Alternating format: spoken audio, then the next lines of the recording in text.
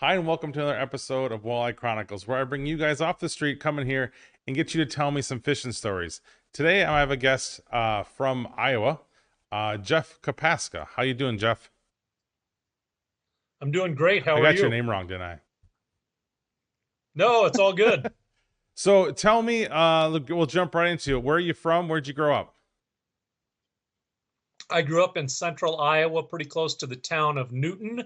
Maytag, dishwashers, appliances, all that stuff made right there back in the day when I was growing up there. So, yeah, central Iowa That's boy. funny because I grew up in Berlin, which is next to Ripon, which is home to Speed Queen.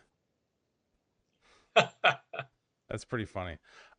So what'd you grow up fishing there? Was it panfish, and how did your first fishing adventures go for you?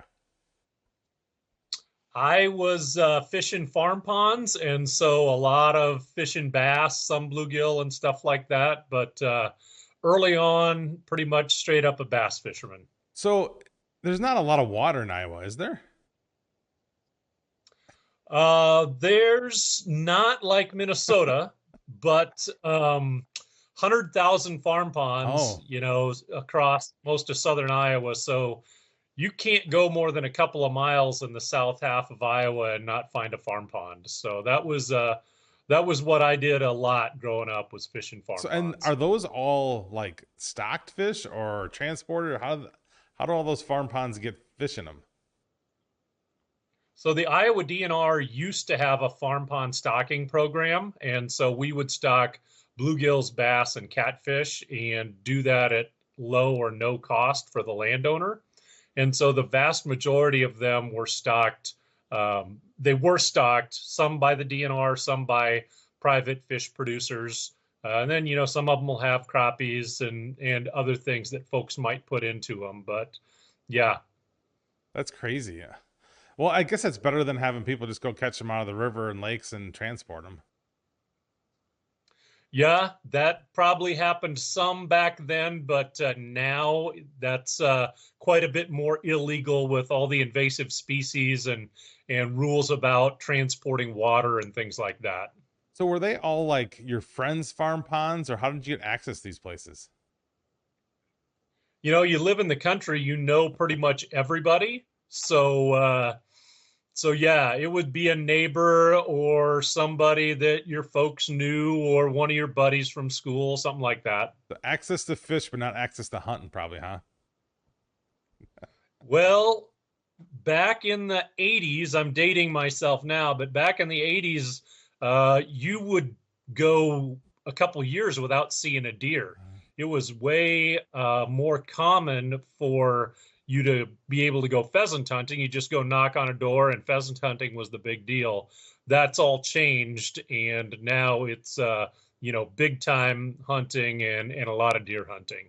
And yes, it's more challenging to get that access today than it was back Wow, then. that's crazy. I guess I didn't realize that Iowa was never that's a new the last 20 years or so that the hunting's come on so strong down there. It's really interesting if you look back historically, when the prairie was transformed into agricultural fields, let's say from the 1880s to the 1920s, we saw the complete extirpation of turkeys, white-tailed deer, bison, elk, cougars, badgers, beavers, a variety of birds. Like, none of that stuff existed anymore in the state of Iowa. And now we have reintroduced otters, reintroduced wild turkeys. Uh, Beaver made their way back into the state, white-tailed deer, etc. So it just takes a while for those populations to recover. And now Iowa is a phenomenal deer hunting destination. Correct. Yeah, I know a lot of people that want to get timeshares down there in a heartbeat. Yep. So, what kind of sizes were you catching on these farm ponds growing up? Oh, you could get yourself into a nice 3, 4, 5 pound bass every once in a while, but most often you were catching those 12 to 15-inch bass, and some of those 15 to 18 to 20s, but those were kind of few and far between. But yeah, a lot of 15-inch So bass. everything catch and release, I'm guessing. Not back in the day when I was growing up. You'd catch some, you'd take them home, clean them, and eat them. And you know, now a lot of what I was doing back then, I wouldn't do anymore. But catch and release wasn't a thing, back in the '80s like it is today.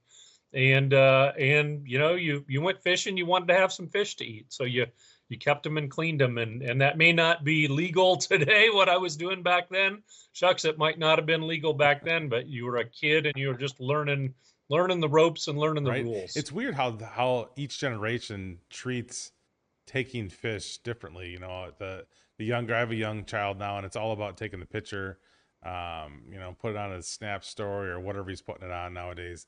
But when I'm growing up, it was, we tried to go for a meal at least, and my father and learning from his dad that's, if we're going fishing, so as farmers, if we took time to go fishing, we better bring something home with us. And now it's more of a pleasure sport than it was filling the freezer.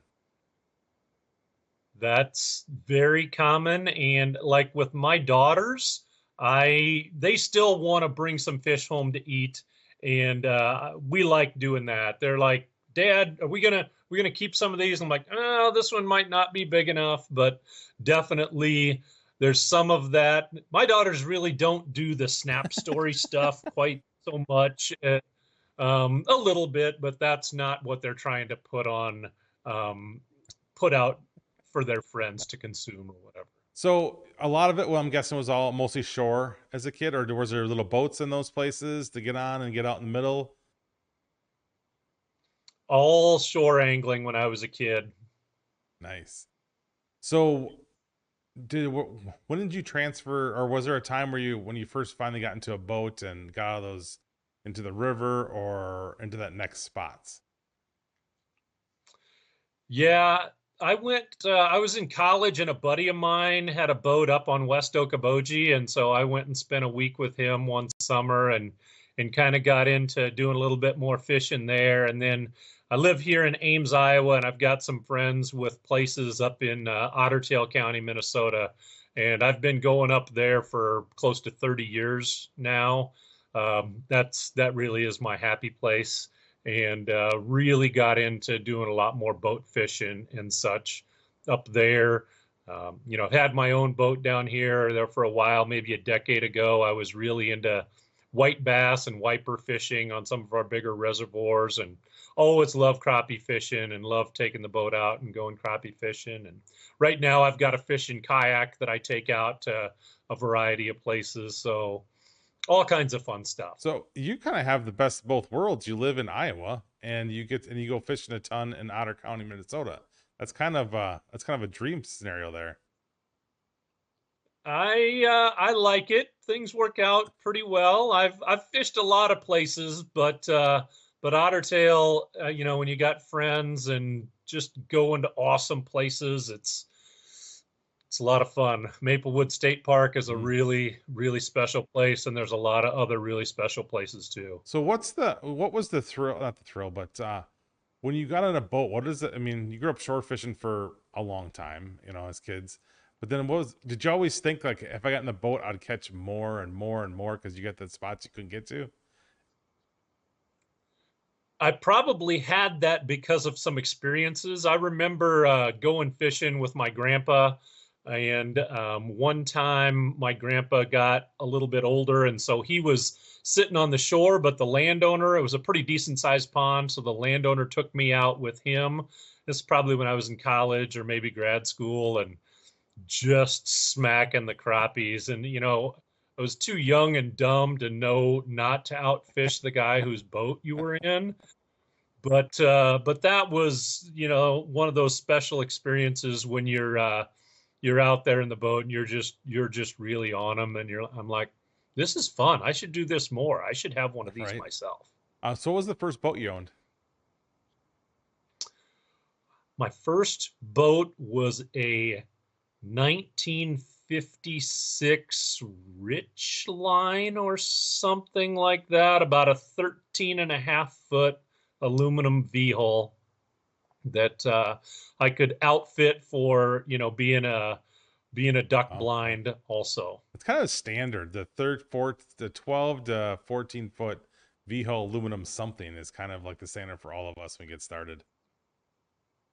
Yeah, my next one was a nice 16-foot Lund, but I don't have that anymore. I just my daughters play sports, and in Iowa we have summer softball, not spring softball like in Yep. Minnesota, summer. So they're playing softball every day of the week in May and June and early July. And your fishing boat doesn't get much work if you're going to your kids' games or coaching your kids' games or whatever. So I sold the boat because I know that there will be another one available when I have more Right. time. And it's kind of weird. I'll go through it. I went through it with my oldest. I disappeared from fishing for about 6 years and and finally was able to get back to it a few years ago. But you have a kayak now. What's that like? I love it. The areas around me, the lakes that are really close, I have are not that big. They're 100 acres and less, and so I can really get out there pretty well with my kayak and get to some spots that the shore anglers can't get to. And I really love it.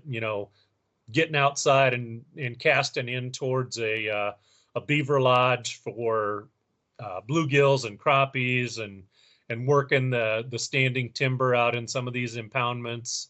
That's really awesome. I like it a So were lot. you did you own a kayak or did you do kayak canoeing things prior to buying this?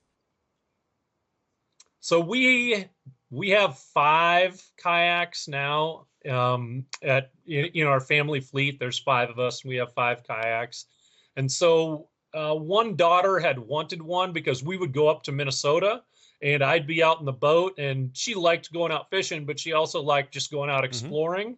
So probably when she was 8 years old or so, bought her a kayak, and then she can't be the only one. So then we got another kayak, and then I was fishing out of non-fishing kayaks and said, when I sold the boat, I'm like, I need to have something. So I took some of the money from selling the boat and bought myself a nice fishing So kayak. So, what's the so yeah. main difference between fishing kayak and non? Obviously, there's places to store things, but what is it? A stabilization thing? What's kind of the difference between just the regular everyday let's go out for a joy paddle versus I'm going fishing?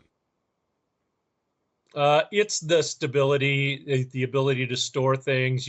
A regular kayak, I kept my fish finder, my sonar, and all that kind of stuff. So there's no place, to really mount all Right. that kind of stuff on a regular kayak, and not, there might be a rod holder, but a couple rod holders, a place for you to, put battery underneath, hook up everything, a little space to spread out, and then yeah, the stability, and just put your tackle box on there and be able to get to stuff. You just don't have that kind of room on a regular kayak that you do, and you really need that kind of stuff on a What's fishing the kayak. what's the hardest thing to learn? Is it setting the hook? I mean, I've never. I mean, I fished from for a canoe, but never a kayak. So I couldn't setting the hook sitting down. What's kind of or was it bolt control? That It's boat control. It really is boat control. And like, I still am not very good at being able to watch um, my fish finder, my locator, and you got the side scan on that thing, and then I'm like, oh, I'm past it. Where was it? I got to get back to it, and then you can't find it again. And yeah, it's I think that boat control aspect of it is the biggest challenge, and being able to get yourself where you want to be with trying to do that with the sonar. If I'm looking at standing timber or I'm looking at that beaver lodge or whatever, then that's no problem. I think the other thing is very similar to being out in a boat. When the wind Yeah. comes up and it starts moving you around a little bit, anchoring, staying anchored. Um, and then it's a lot more work to get back to the ramp if the wind switches on you in your kayak than, if you were in your boat. That is very true. Have you ever got a fish that's too big for the kayak? Like a big northern or something, landing fish? How's that go down? I have not been that fortunate yet. see some of these people with these big northers and stuff, and I'm like, I think I would tip over. I don't know. Well, the other challenge is, yeah, you're right. And I have a big 12-foot kayak, 400-pound capacity, but I'm 6'7", over 250. So like I'm a big fella on a kayak. And so I need to be really careful with that kind of stuff too. That's crazy. I mean, I see them all out all over the place. Here in Wisconsin, I was out over the weekend, and you know, my only thing is I kind of wish they had some security, like a safety things for them. Like if you're out in maybe bigger water, you have to have like a flag or something. Because, out here on Bago, they get out. Some of these people go out like a mile, and you get a couple footers that are just kind of rolling, not really breaking, and they kind of disappear. When you're watching them, they kind of disappear. And if somebody's come across the lake not paying attention, I'm afraid someone's going to run up on somebody.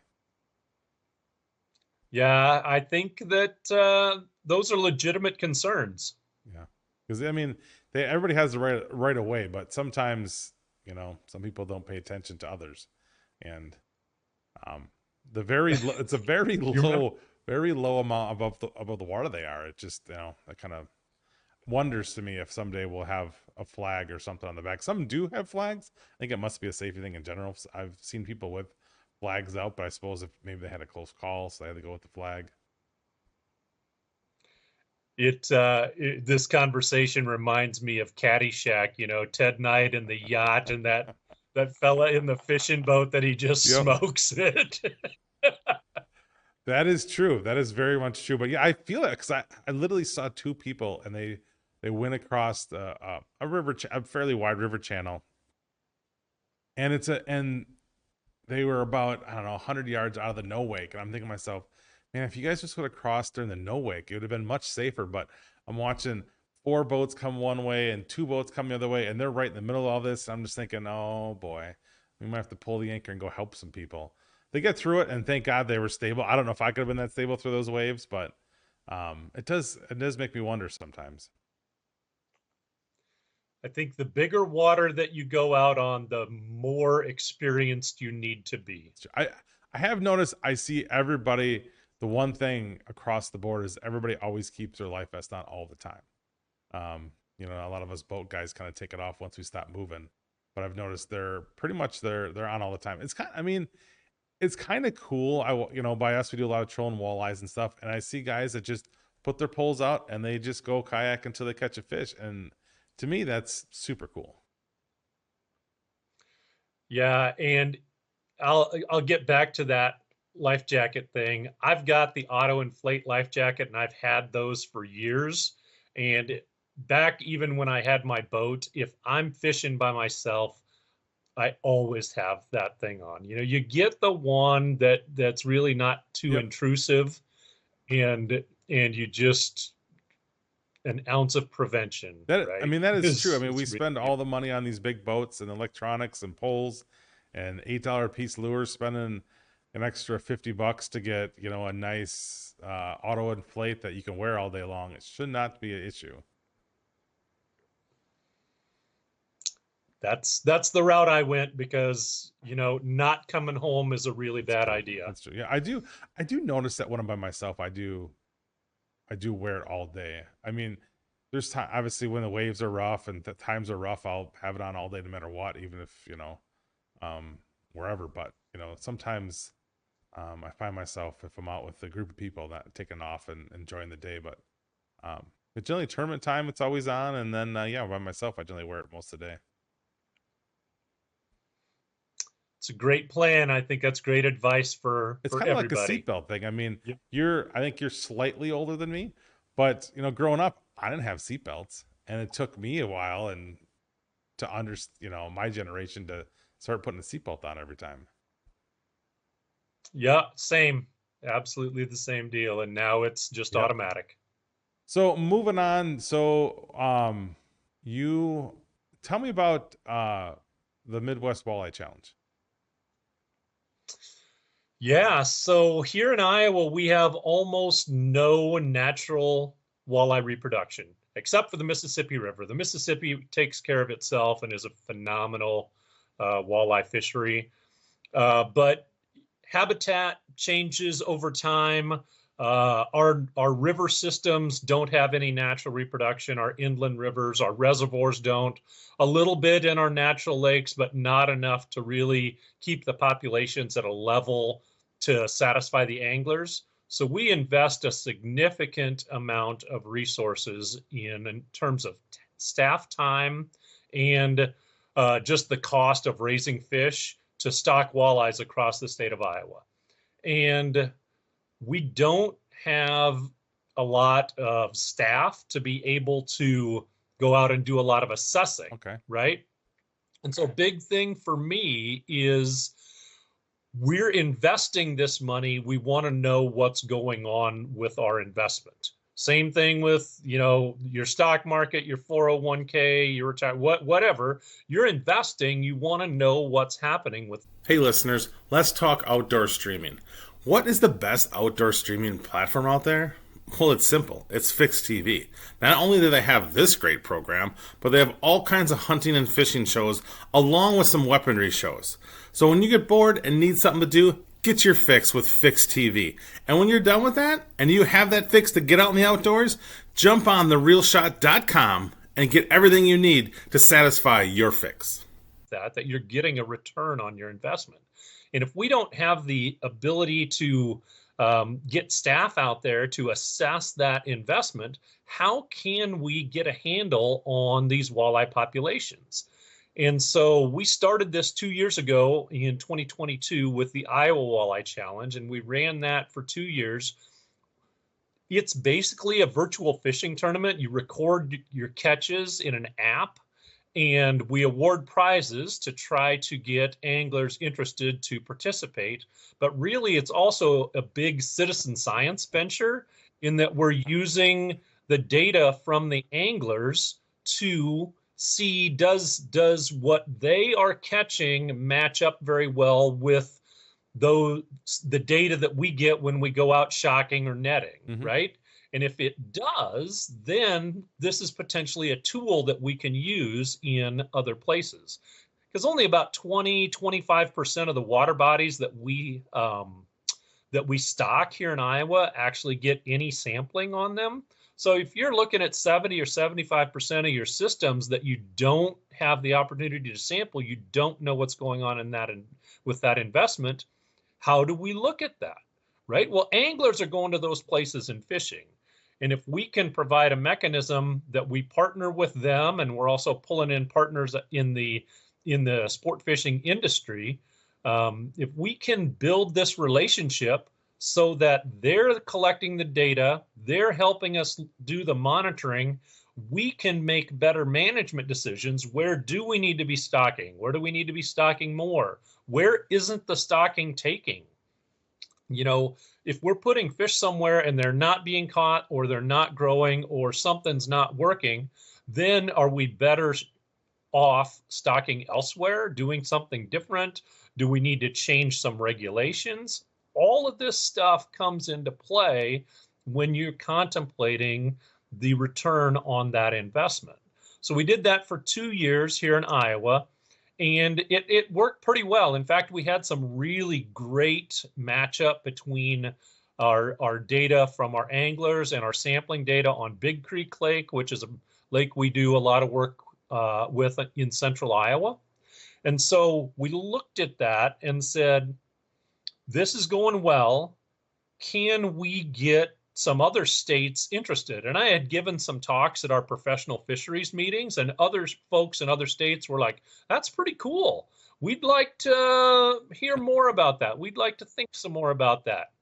And so we wrote a grant to the U.S. Fish and Wildlife Service, and they're not too likely to just say, oh, we're going to throw a bunch of money just to Iowa, right? So we decided to expand this. And I think maybe we're a year early in terms of knowing enough about what we're doing with this grand experiment to be able to, spread it out all over the Midwest. But they gave us the grant funding to go ahead and give this a go on, a region-wide basis. So that's what we're doing. We've got now events going on in 14 different states and provinces across the U.S. It's all based on an app. We've got our best levels of participation yet in Iowa. And, the last 2 years we started on the 1st of May and we just went May and June. This year we bumped that earlier to the end of March. So we got all of April. We got a lot of data from our interior river fisheries that we had never gotten any data from before. So, and that's, I was listening to the anglers and they said, we're catching fish a month before this thing goes on the rivers, and you're missing out. And I'm like, well, let's listen, let's do something, partner with those guys, and expand it earlier. And it's worked really well. We've got more anglers that have reported catches already. Just over a month in, maybe a month and a half in here in Iowa than we had in the first 2 years. So more anglers. We got a bunch of water bodies. We got some water bodies that we hadn't really gotten any data from before. And then it's going really well in Kansas. We're getting some nice data from, it's going really well in Nebraska. It's going really well in Indiana. Illinois come on board. Wisconsin's going to fire up right here pretty soon. We've got a special project we're going to do up on Escanaba with Greg Sass and in the research area up there. So we're going to do something starting in June, but we're going to go the whole rest of the summer in those lakes up there where they've got the creel surveys. So we're going to be able to match up our angler catch data with their creel survey data.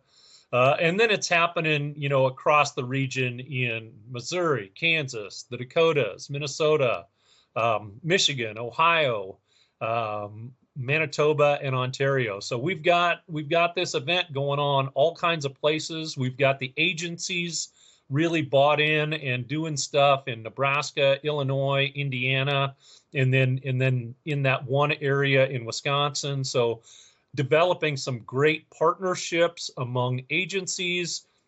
St. Croix Rods has come on board. They're offering some prizes. Northland Tackle is offering prizes. So it's really done some great stuff for getting people interested in fishing, talking to each other once again, right? I think COVID hurt relationships. Biologists were staying in their office and not going out and talking to fishing clubs. Sport fishing industry folks were doing their thing. Agency folks were doing their thing. Anglers were doing their thing. And I think we kind of grew apart. And that isn't the best solution for any of those individual groups, No. right? We're a social species, and so we need to get together and talk, and we do better together. And so that's another thing that's really cool about this is I've met some awesome people. I've been out talking to our angler groups, rekindling relationships. It's been really outstanding. So are you using, is it your own based app, or is it something that's on the market that you guys are licensing or using, or is it something you guys created? So we are using an app called the MyCatch app from Anglers Atlas. They've been doing a lot in Canada over the years. I was interested in this kind of stuff a few years ago and trying to figure out how to do it. And I reached out to some of the other apps that angler groups use. I'm not going to name names, but I just didn't get any response back from those That's too companies that they were interested. And the guy that runs Anglers Atlas, he lives like 9 hours north of Vancouver, British Columbia, but he's got an advanced degree in fisheries and limnology stuff, and he's really interested in the science and developing these angler citizen science partnerships and figuring out scientific stuff with this angler derived data. So it's been a great partnership, and he's really bought in. The only unfortunate thing is it's not an app that was being used a lot by our anglers. So we've had to ask them to either add a new app or branch out to something new. But it's all been the MyCatch app, and it's a good app. It really is, and it's worked pretty well for our So what anglers. information are you looking to gather? So I think the first thing that we start with is secret spots stay secret. Like I see all of the data that I'm allowed to see for the state of Iowa. So I see a randomized angler ID. I don't know that my buddy Bill is the guy that was reporting these Yep. catches, right? I know that they're like the little lake 10 miles from me is called Hickory Grove. I know that I've got 5 anglers that have fished it so far this year. I know they've been on 14 trips. I know that 156 walleyes have been caught there, and I know the length distribution. I can find out which angler ID caught which fish on which day, and I can get all the individual lengths of those fish. And so at the end of the day or the end of the event, I will see the individual fish lengths and which water body that they came from. And I can get when they were caught, but it doesn't matter that much to me when they were caught. So, I don't know who, I don't know the secret spot. I only know it, to the water body. And I know what size. And that's what really helps us. It helps us build those length frequency histograms that you see. You can look at the year classes of fish, how many fish are, in every inch group kind of thing. And that tells us a lot about the population. It tells us about recruitment. And if we have, close to 70 to 100 fish at least per water body, then we have a really good handle on what's going on with that population. The really important thing too for us is anglers reporting all of the fish they catch. Like I see tournament results. I oversee the tournament fishing tournament system for Iowa. Tournament results only tell me about the biggest fish that are caught in a water body, and that doesn't tell me about recruitment. That doesn't tell me about the smaller size classes. Doesn't tell me, it tells me about the biggest fish and a few of the big fish, Yep. right? But it doesn't tell me what that whole catch across the length spectrum is. And that's what we really need to know to get an understanding of the biology. So I have no issue with fishing tournaments, don't get me wrong, but fishing tournament data doesn't tell me what I need to do to make better management decisions about a water body. Having an angler report the 8-inch fish and the 11-inch fish and the 14-inch fish and the 18-inch fish and that awesome 29-inch walleye that they caught, that's what really helps me. It helps me to know what's going on.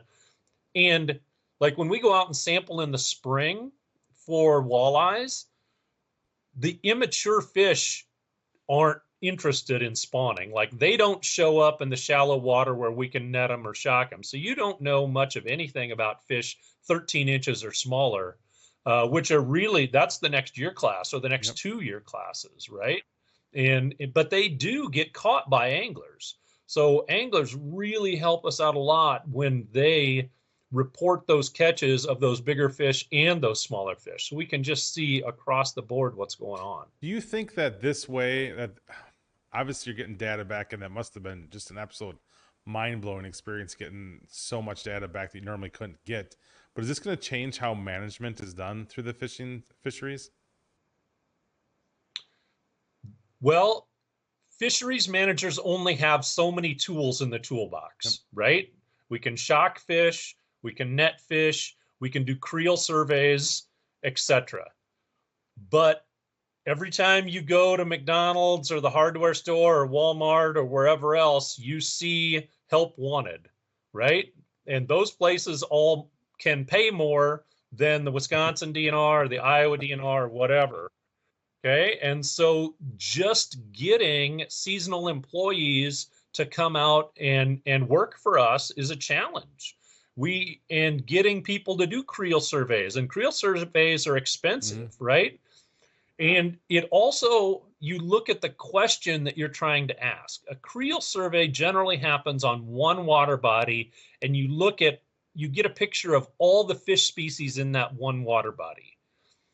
This gives us a picture of walleye or walleye and sauger across a broad geography. So it's kind of a different tool than the creel survey is. And it's a different tool than the shocking and the netting, although similar because you're sampling fish, at a variety of places. If this works, and we don't know, I mean, this is an experiment. This is brand new. This is not stuff that we've really tried to do much in the past. If it works, it is a new tool. And then we get back to your question, will it change management? It might. It really becomes something that we can use, to understand to a greater degree what's going on in a system and how we can make that system better. Because fisheries biologists like myself, we want anglers to be successful. We want anglers to catch fish. We want that system to be as awesome as it can be for us and for you and for everybody, right? And when we go out and talk to anglers here in Iowa, we tell them, if we're going to change the regulation on a system, we're probably going to have to do a 5-year study and get a lot of data, do some mark recapture, look at the age and the growth of those fish. We got a lot of work to do, right? This is something that can help us understand those systems that we may not even be able to go sample.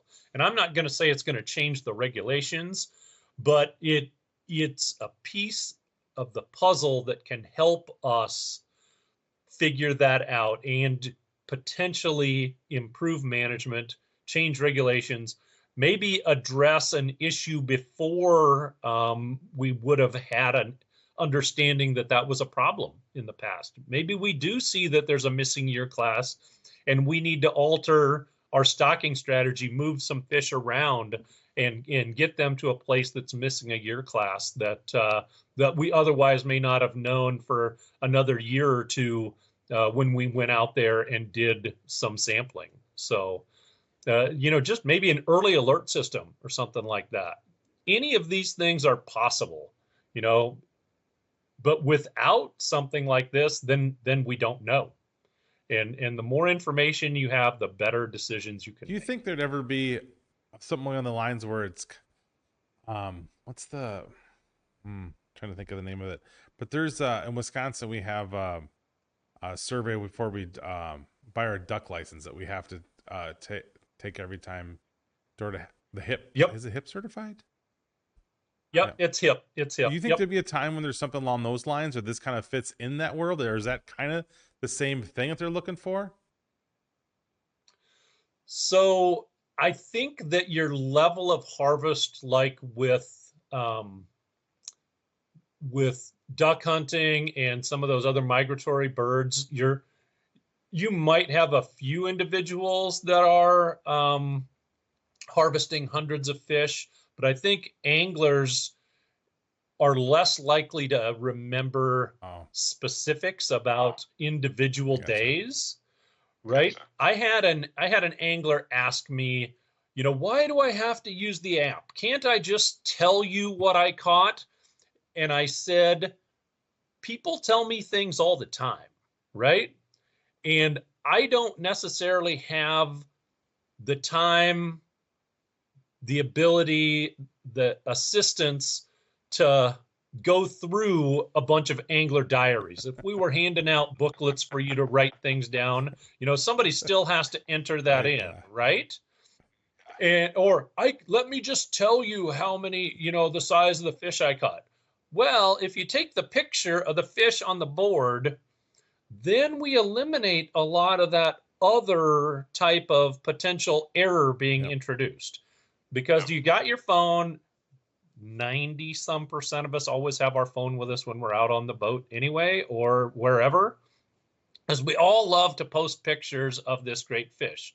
So just maybe adding that step of dropping it on the board and taking a picture, or dropping it next to the measuring tape and taking a picture, then all of a sudden, bam, we've got usable data, right? We've got a length, we've got a location, we've got a species, and we can, with 50 of those, all of a sudden, oh, we know something about what's going on here. And I think the fact that it's quantitative data is really beneficial to us. And like that HIP survey, or just even, I call you up at the end of the year and ask you, how many days did you go fishing this year? Well, maybe 40. How many walleyes do you think you caught? That's qualitative data. It's still worthwhile, and there's nothing wrong with it, but quantitative data is better, and you can use that to tell the story to a greater degree. You've got more details to include in your story than just the fish tale that fishermen's always tell. I wonder if there'd be a time where kind of like a Nielsen family, right, where you have pick certain anglers for the year and be like, hey, you're fishing free for this year, but you're fishing free on this app for us for the year. I don't know about Wisconsin and what's going on with that. Here in Iowa, yeah, I know that Iowa DNR cannot award a free license, right? Somebody has to pay for each license. So, but to me, it'd just be kind of cool if it's whatever to get somebody to do it. Cause I think sometimes if people don't have monetary, they don't want to do things, but I think that'd be kind of neat just watching, track your year. And, cause obviously there's just people that are retired that fish in different times. There's younger people that fish in the weekends, but just the difference. And I think that'd be a cool way just to grab a bunch of data. I mean, if it's, You bet. And you bring up a great couple of points right there. Number one, the first 2 years we charged $25 to an entry fee for everybody. This year we have a 2-tiered system. You can pay the $25 and be eligible for the cash prizes that we hand out every couple of weeks for the biggest fish and the most water bodies and things like that. But we've also got a free version, so you don't have to pay anything to be a part of this, and you're still eligible for the grand prizes at the end. So you can still win a week-long fishing trip to Canada and not even pay the $25 entry fee, right? And we got that donated by some folks, so we've got some cool prizes for participating, even if you don't do the $25. And then, okay, I got to think back. The other thing you said, oh yeah. All right, sorry, I get so excited sometimes. But the other great thing about this app is like it's a diary of what you did every time you went fishing on your phone, right? So inside the app, you take a picture of your fish, and it knows where you were, you know where you were. So like you can enter a note about each catch, like what bait you were using or anything like that. So it's your whole diary, right? And so you can record all of your fish. And we have the prizes for the walleyes, but you could put your bass, your largemouth, your smallmouth, muskie, bluegill, crappie, whatever you want, you can enter in there. So you have a record, and like you were talking about, your whole fishing year, it's basically can serve an individual as your own diary, and you're the only one that can see that. Like nobody else can see what you caught, what you're reporting, whatever. You can use the app without the entry fee or anything like that. Just download it and use it as your fishing diary. And if you catch walleyes and report them in the Walleye Challenge, then you're eligible for prizes with that too. That's pretty cool. Just to be able to use it for just random. You don't have to make notes on your Garmin or nothing, or hit waypoints and spend 5 minutes doing that. That's pretty cool. I like that. Yep. So what is your background? I'm the fisheries statistician for the state of Iowa. That's what I do every day. I have obviously a lot of interest and passion in fish. Water quality is also a really big deal of mine. I'm very passionate about fish and water quality. I love to go fishing. I love to do things like this, talk about fishing with a variety of podcasts. I do a monthly podcast on a sports talk radio station here in Iowa. Been doing that since 2016. So I've been doing this podcast thing for a while. Um, I love to talk to anglers about this stuff. I really enjoy interacting with other fisheries professionals so we can learn from each other. It's awesome that we're doing this event across a number of states now, because we've been bouncing ideas back and forth, and there's some other really cool things that maybe we can hopefully do in the future. I don't want to throw anything out there right now, but man, if we start getting an idea collectively about catch rates and what the walleye populations look like, and we can start using this data to compare walleye systems across the region, and then, you know, states can start maybe figuring out some bragging rights about who's got the best walleye fisheries and things like that. You know, maybe we'll unseat some of those folks up north that think they got the best So stuff. so is that And the like is that where like the last piece of the puzzle could be? Is not necessarily knowing the fish, but understanding the fish with your waters versus say the fish with a water like mine that's similar, and to be able to really kind of be able to get your waters to really explode to do what you want them to do. It's the water body information with the fish. Yep, yep, because we've got the water body information, right? And now we're learning about, and we can know what's going on with the fish population by doing our science, looking at the age and growth, doing our sampling, etc. But that doesn't mean that the fish are going to cooperate. Like, I'm not a great walleye angler. I'll just put it like that. When I'm up in Canada on a remote lake, you know, I'm the king of catching walleyes, right? Because you're somewhere that they haven't seen what I'm trying to sell before. But when I'm on a little more pressured system here in Iowa, not always so much. And it's funny because we don't want to go into the. I don't today want to go into the Oh no, forward-facing sonar I'll bring it discussion, back for something like but that.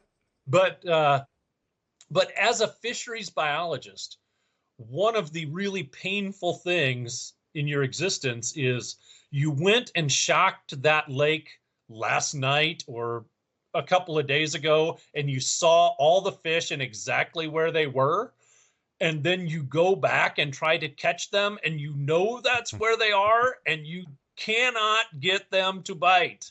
And that's what's happening now, you know, with forward facing sonar. They can Yep. see those fish, and people want to say, oh, it's such a game changer, and maybe it is. But the flip side is, I've known for years where there are fish, and that does not mean that they are going to be caught. Right. I You almost feel know? sometimes it makes you like a worse fisherman because in the past you weren't really sure. Okay, you kind of looking on a side imaging, they're kind of here, they're not there, but now you know exactly where they are, and you still can't catch them.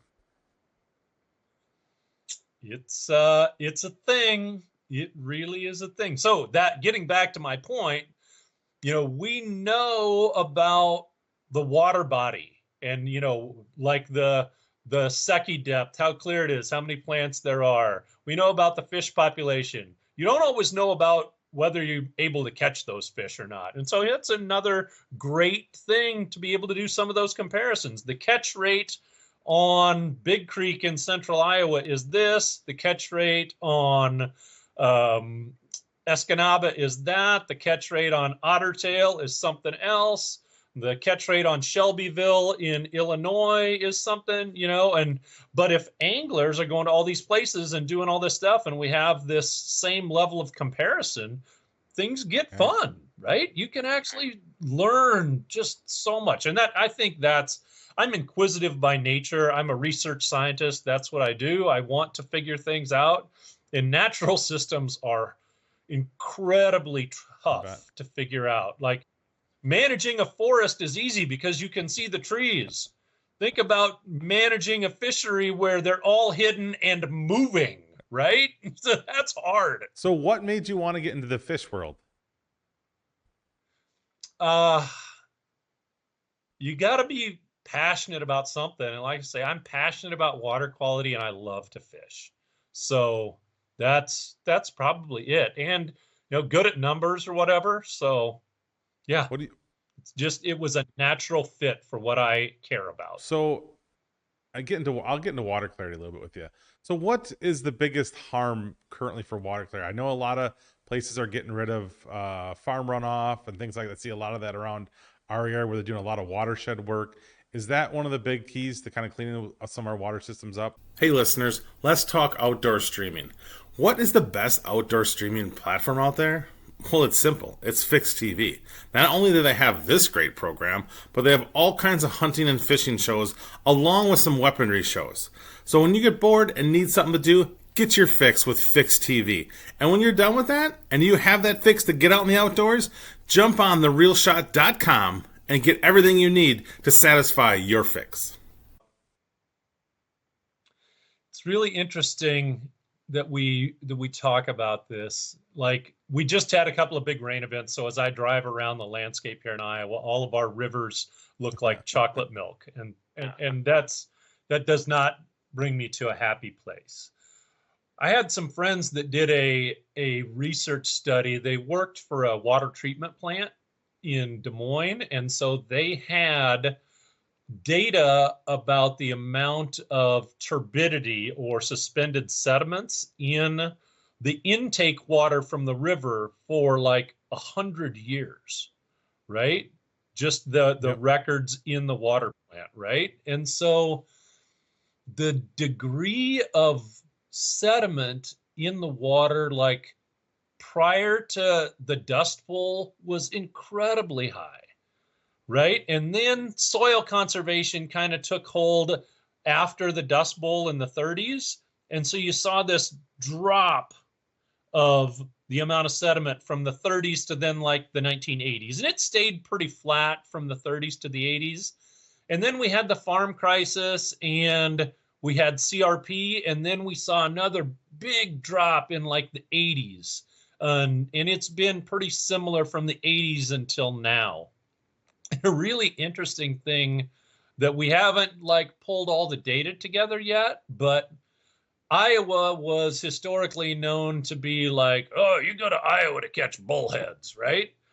Well, after we started cleaning up the water and there wasn't near as much turbidity and our lakes started cleaning up and our rivers started cleaning up, especially after, CRP in the 80s, bullhead populations plummeted, right? And so yeah, getting back to your what are the deals in the water? So if we can get sediment levels reduced, that's great for fish habitat because silt and sediment really, it covers up what's really important fish habitat. So that's not good. And then phosphorus is the limiting nutrient in most freshwater aquatic systems, and phosphorus is generally bound to sediment particles. So as we reduce the amount of sediment, we reduce phosphorus, and that helps clean up the water. And then what's going on with fertilizers and nitrogen and things like that. We've got a lot of work to do with that also, but it's interesting. I think that a lot of what's going on with cleaning up the water and water clarity, you've also those are really good things. And we contemplate what's going on with nutrient levels and how does that impact fish growth, and what's going on with latitude. The old Jimmy Buffett song, changes in latitudes, changes in attitudes. Like the further south you go, the warmer and happier you are. So here in Iowa, we don't have like the same panfish regulations that you folks are working on up in Minnesota, and they're doing in Minnesota and Wisconsin, right? So why is that? Well, it takes 10 years to grow a 10-inch bluegill in central Minnesota or northern Wisconsin, and it takes 3 years to grow a 10-inch bluegill in southern Iowa, and that has to do with latitude. That has to do with the amount of agriculture in our watersheds and how many nutrients are in those systems and things like that. And so It's important maybe to have fewer panfish harvested when it takes so long for them to get to a harvestable size versus when you're in southern Iowa and fishing a small lake or a farm pond, and you can have an 8-inch bluegill after 2 years and a 10-inch bluegill after 3 to 4 years. Then that's not quite the necessary regulation. You know, they grow fast and die younger here, and they grow slower and live a lot longer up there. And You got to so, be careful what you say. You're going to have every retired man from Wisconsin and Minnesota moving to Iowa in no time. well, I tell you what, we see a lot of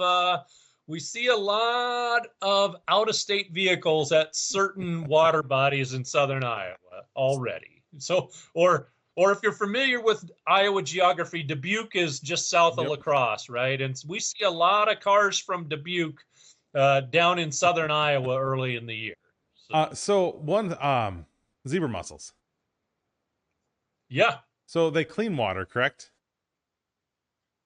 they filter a lot of water. They filter a lot of things that are in suspension out of the water column. But they're also yes, bad for the water. Have you stepped Yes, on yes. Oh, any yes. yourself? But it's like I've got so up here in obviously I'm Oshkosh man, so Winnebago has gotten zebra mussels, but we're kind of starting to go through this change of the water is getting a lot clearer than it ever has been. Yep. And is there a negative to water clearing up fast on bodies of water? I don't know what I'm trying to say there. Is there? I mean, obviously, zebra mussels are helping the water clean up, but they're also causing damage the same way. Is there a plus or minus to them? There are a lot of things going on, and one of the things that they do is they move the nutrients out of the water column and into the substrate, the benthos, right? So depending on how deep the lake is, can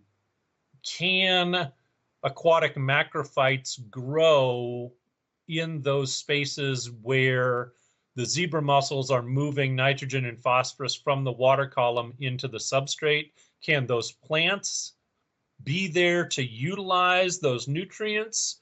And if so, then they're growing up and they're providing surface area.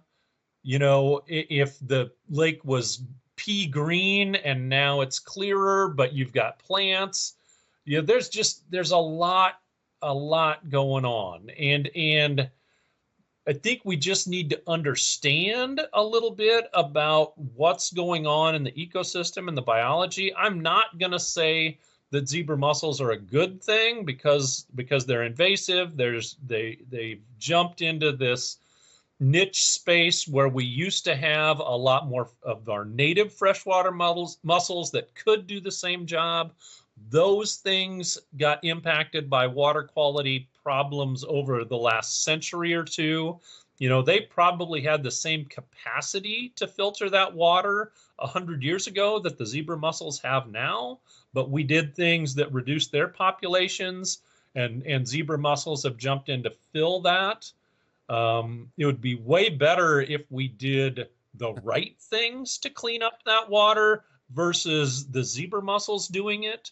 So there's just a lot going on. Do we like that the water's clearer? That's generally always a better thing, right? But the mechanism that by which that occurred can be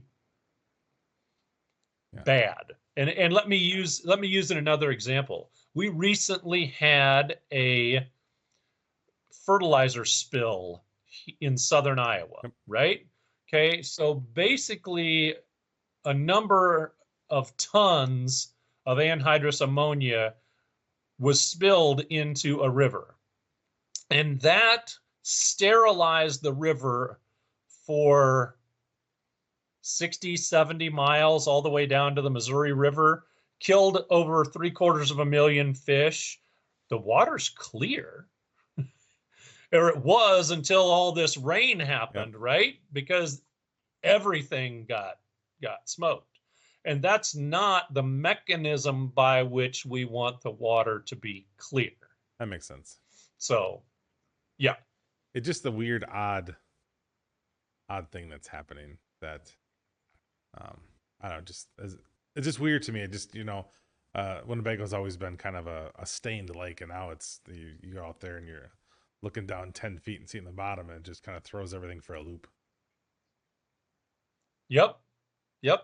That was in what do you mean by stained? Like, was it green? Was it brown? Was It's it like a tan? Bronca tea, like with tea kind of colored. It's always been kind of a brown lake. Yep. So, Yep. Tannins. And so in reality, that most of the time, that coloration is particles that are smaller than what okay. sieves filter out. So it surprises me a little bit that that they have done that. But they can be pretty awesome filterers. So maybe I shouldn't be surprised by that.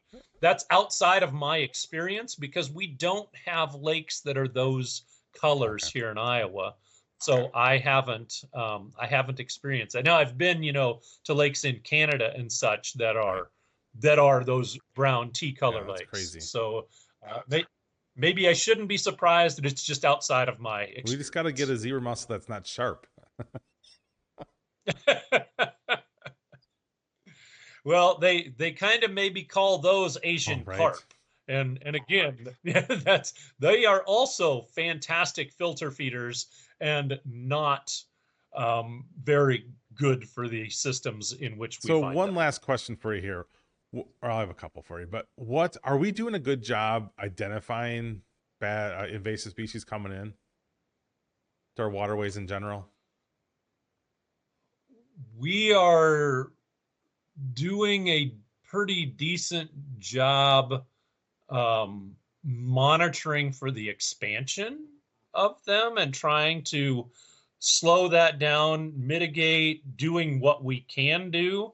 We don't know what the new next invader is necessarily, I don't think. But so I think there's a two-part question. We're doing a lot of assaying is what we call it, like just going out there and looking to see what's moving where and trying to slow that progress. But we also know that, like, we've been dealing with a lot of this stuff since we opened up the Great Lakes to shipping and things from the ocean getting in and things coming in ballast water, things coming up and down the Mississippi. There's a lot. Right. There's a lot of mechanisms by which animals can move that we have unnaturally created. I got you. So for one last question, if you could go fishing one more time, where are you going, who you taking, and what you doing?